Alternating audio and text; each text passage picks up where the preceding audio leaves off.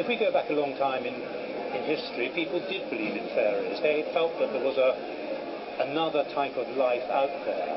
And I have always been familiar with a very famous group of fairy photographs taken in 1920 called the Cottingley Fairies.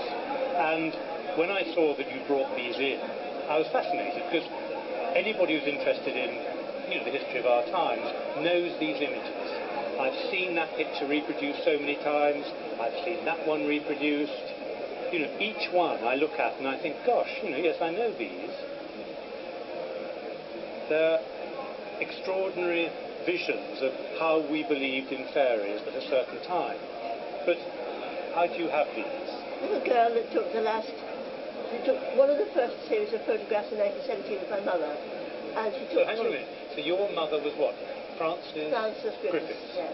So the story is that these two children, one age 16, one age 10, believed there were fairies in the bottom of their garden. And in order to convince their father, they took a camera and they took photographs, that's right. And that was in July and August 1917. And those two photographs, as I understand it, were those two. Is that right? That's right, yes. So, which is your mother? This is my mother, yes. That's your mother. So Elsie was what, her cousin? Or? Her first cousin, yes. Their mothers were sisters. Okay, so they came back with the camera and said, we can prove there are fairies. And these were accepted at the time, weren't they? So when the first photographs were taken in 1917, they were really only shown to the family, weren't they? They were only intended for family consumption, just to get Frances out of trouble, because she was always falling in bed and getting wet. Yeah, so it was about saying, there really are fairies that have delayed me in my walks in the garden. But then they were included in lectures, in the theosophical societies. They began to be published. Conan Doyle became involved. And by 1920 it had become a big story, hadn't it?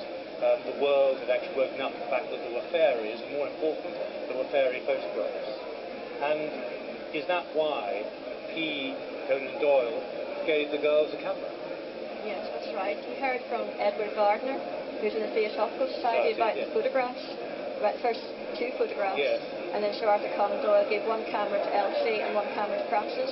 And sent them off to do it again, in effect? Yes, with lots of plates. Actually, we thought that was missing until about 10 years ago. We thought it had been thrown out, and my grandmother had thrown it out.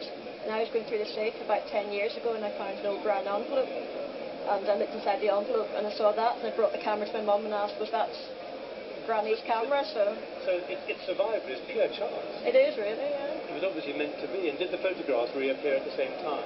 Well, just the last couple of years we discovered that. In fact, two we only discovered 2 days ago before the Antiques Roadshow. Really? Yes, because we were looking for stuff to bring here. Because, these are the most important pieces.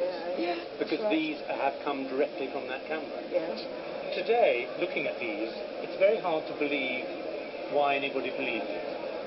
You grew up with your mother, Frances. Did she ever talk about it? No. She was very ashamed of it.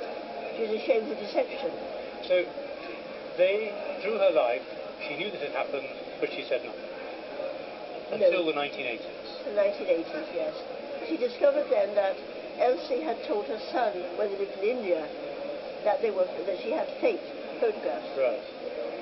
And so, when I told my mother that, and I told Frances that, then she felt then free then to be able to talk about it. So, did you grow up knowing the story?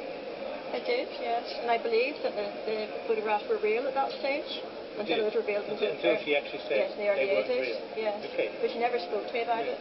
I think we've got to look at why people believed. Because in those days, a camera couldn't lie. The camera was a scientific instrument.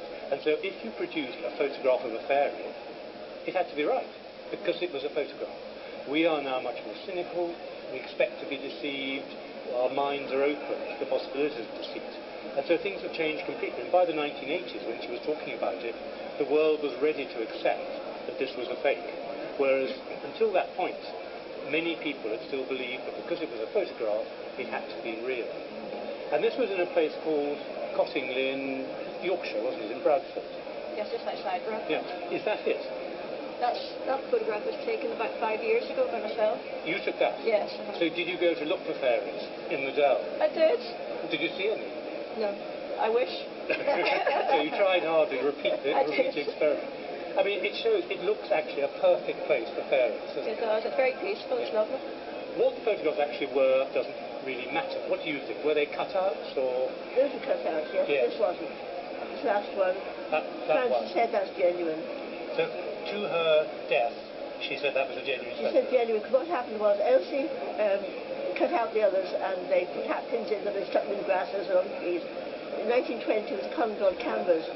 They took 2 more, which Elsie had prepared. Yes. But then it took such a short time to take the photographs that Aunt Polly said, you have to go and try and get some more because these men have got a lot of expense and trouble. So they had to go back again. So they didn't go in the glen, they went above the glen, to the field above the glen where there's a reservoir. And they're sitting there talking, and then my mother saw, this was 3 years later, my mother saw, she saw things beginning to appear in the grass, like misty objects. And without thinking, she had the camera on her knee, without thinking, she took out the camera, that one there, and she pulled out the lens and judged it to be 3 feet away, and she snapped it.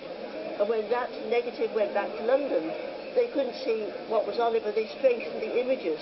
And from that negative, they're able to bring out 5 fairy figures. So, and she said that's genuine. So to her death, she said this is a real fairy figure. It's genuine. What do you think? Do you think it is? I do, yes. And you do? Well, I'm not going to argue. So we might be looking at the only known photograph of real fairies. Yes. The others are a fake. This is the real thing. And they're so different. They're so different. Those are solid images. These you can actually see through You can them. see the difference. You see the grasses behind and in front. And those are harebells. They're so tiny, you know. So those and the camera are the absolute original material. I think it's... I'm just holding this camera, you know. Now, what we've got here is something that is extremely rare. I mean, this camera is worth 20 or 30 pounds in pure camera terms. It's nothing. It's nothing special at all. Add that story, this is all going to be 25, 30,000 pounds. Who knows? Out there are fanatical collectors. It's not the camera, it's the images. These are the key. And it's just extraordinary, as I say, to be in touch with this magic moment. Actually, I'm beginning to believe it myself.